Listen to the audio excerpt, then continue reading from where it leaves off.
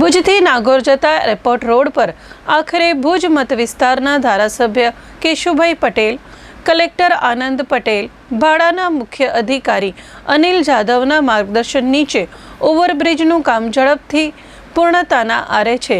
ખાસ કરીને આજે વાહન ચાલકો માટે આ નવો બ્રિજ શરૂ કરવામાં આવ્યો હતો।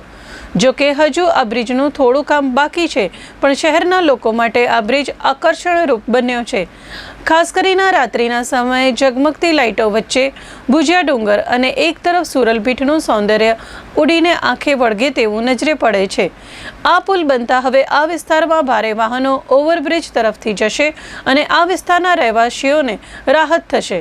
ભુજ ડેવલપમેન્ટ કાઉન્સિલના હોદ્દેદારો અવનીશભાઈ ઠક્કર અને મંત્રી સંજયભાઈ ઉપાધ્યાય, દિલીપભાઈ ઠક્કરે આ ઓવરબ્રિજનું તુરંત શરૂ કરાવવા માટે ધારાસભ્ય કેશુભાઈ પટેલ અને વહીવટી તંત્રને અભિનંદન પાઠવીને જલ્દીથી ભારે વાહનોની અવરજવર શહેરને બદલે અહીંથી પસાર થાય તે માટે જરૂરી કાર્યવાહી કરવા અનુરોધ કર્યો હતો।